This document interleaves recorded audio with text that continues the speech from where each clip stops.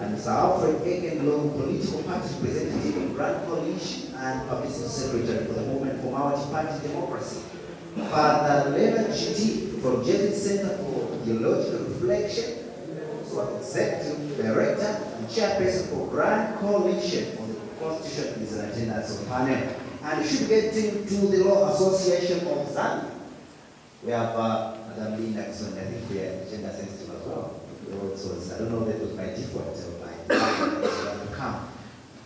We have quite a lot to do with the Constitution, and obviously the nation has to be guided to that effect. Apart from having a lack of a legal framework which has been debated from time in, time out, could there be other legal impediments in the current constitution making process? Well, there are no actual other impediments to creating a new constitution. A constitution making process, or in fact any process of creating law, is actually a political process in terms of people come together, put ideas as to what they would like to see in the legislation, and then they enact it. And until that is done, until it's enacted, there's nothing you can do to sue for it to be enacted. I'll take the example of a bill in Parliament. Until it becomes law, there's nothing you can do to sue it. And unfortunately, there's nothing in our current constitution that allows for a roadmap to create new constitutions, which is why the legal framework that we're asking for as the coalition is so important, because that will guide the process and ensure it's protected from political manipulation.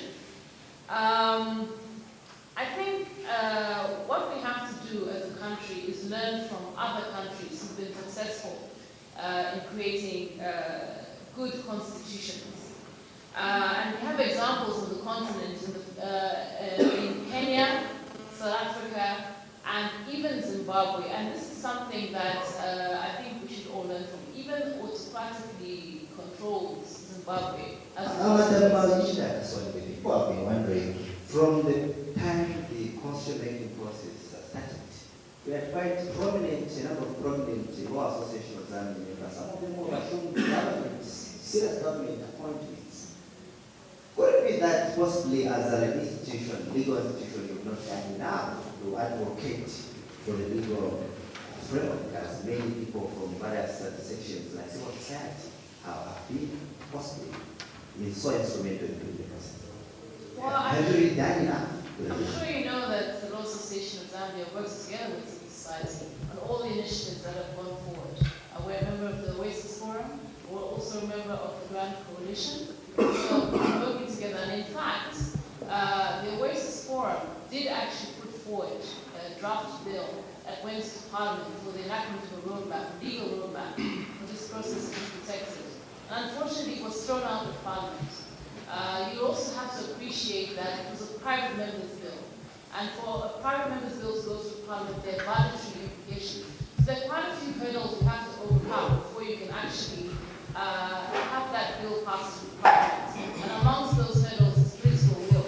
Because obviously, if nobody wants to see that bill pass, it's not going to pass. So, work has been done in the background. But if you'll allow me to continue explaining what I was explaining about the other countries that have been through successful processes, such as Kenya, South Africa, and Zimbabwe, the difference in those countries is there was a legal framework at the very beginning of all those processes. And unfortunately, it took violence in all three of those countries for people to come and sit together and create that legal framework. But that has been the difference between having a good constitution and not. So I think that's what we need to move towards. And I think Zambia can learn from these examples. I don't see why we have to go through a violent situation to learn from other people. It just takes people to sit down and realize the importance of this, because I think, as we all know, the Constitution is an important tool in facilitating development of the country. Some of the proponents of this constitution-making process that have been on possibly the technical committee, let's talk about the people that have been in the Law Association of Zambia before who have shown government appointments. Maybe play an advisory role today Is there anything that could be done to challenge government position so far as the constitutional process is concerned, especially where the legal framework is concerned? Well, I think you're aware that Lars participated in a meeting with other members of the Justice Forum where we went to address the issue of the Minister of Justice. You may have seen it in the media. Unfortunately, again, it didn't yield the results we thought it would, because the government seems to be sticking to a particular line and not moving from it. So something needs to change to allow us to move forward. The impasse must be resolved. Because we don't want to go down the road we've been before, where we waste thousands of millions of kwacha on processes that don't yield results. Colossal sums of money is spent on this process, and it's not the first time we're having such a challenge. Is it that possibly the Law Association of Zambia, apart from being diplomatic, has not necessarily, represented the masses, especially where direction of this particular constitutional process is concerned? You talked about meetings. Some of them which have not been unveiled to members of the public. Are you really doing enough as an association? Well, as I've mentioned previously, this is a national agenda, and it's bigger than lands. So that's why we've been cooperating with civil society on these issues. And I think civil society has done a commendable job in circumstances, especially in view of abuses of the Public Order Act and financial constraints. We've been working together, we've been providing guidelines, issuing press statements together with civil society. I don't want to sound offensive, but things have actually... Okay, we have had the Justice Minister from time to time who has asserted that the people of Zambia do not need this document, and possibly we already have, the Constitution. How do you receive such words as, statutory reporting requires? Well, it's a bit strange because, of course, as you know, the PF Manifesto actually did advocate for a new constitution. So we're rather surprised at this change of events. I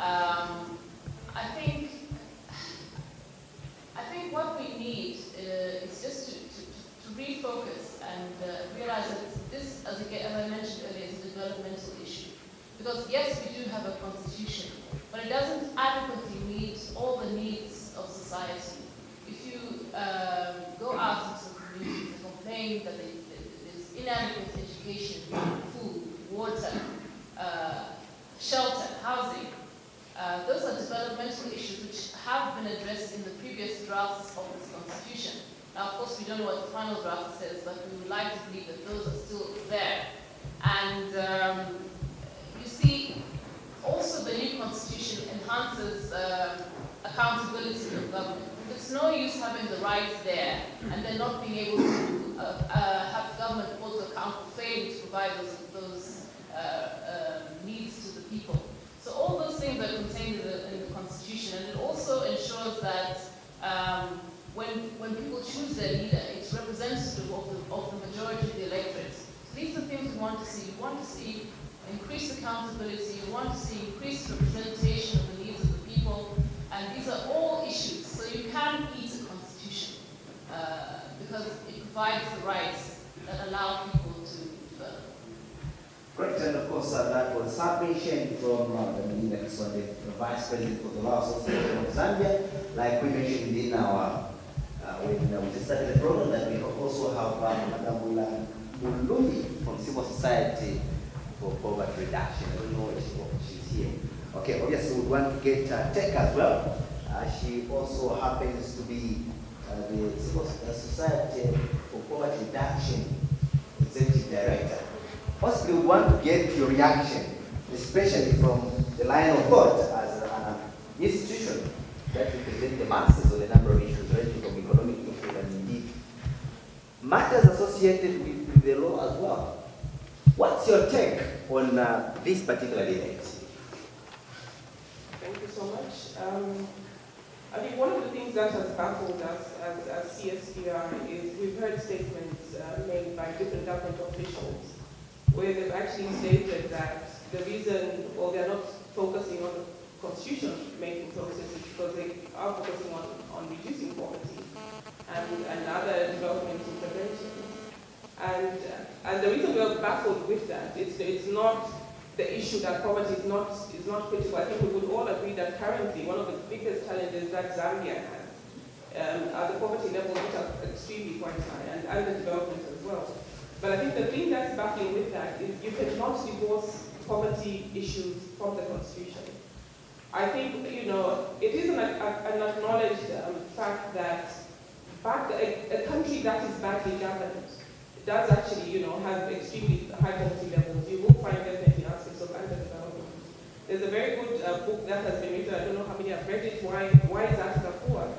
And in it, the author actually concludes that, you know, Africa is not poor because we do not have resources, we are not cursed, we are not down, or we are not isolated, but we are poor because we are, you know, because of bad governance and because of selfishness.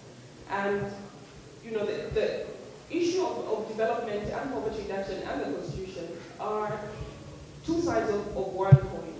And one of the things that we have been pushing for, together with other civil society organizations, is to try to demonstrate to government why these two processes are key and critical and cannot be divorced from each other. Yes, it is critical to prioritize funding to reduce poverty. And the reason, you know, we've heard government say, well, you know, right now let's not focus on the constitution, it's supposed to gobble up a lot of money and so on. But yes, even as we agree with that, we want to emphasize and to demonstrate to government that, you know, when we talk about, you know, good governance and a country that is governed well, this is a country that allows citizens to actually participate, to make decisions, drive their own development, drive their own agenda, you know, drive their own agenda to reduce poverty. And it's only on the basis of a good constitution that would allow citizens to engage, you know, in their own development, to drive their own agenda. One of the things that, you know, was in the draft constitution that we all participated in, which is, you know, the Bill of Rights, that actually gives a right, you know, to citizens in aspects of education, health, the right to food, social protection, and so on. And those are very key aspects of human development, as well as, you know, ultimately aspects that reduce poverty and, you know, completely eradicate. It's clearly followed through by government. And so it is key to have that as a framework that would then give or form a basis for citizens to be able to then hold government to account when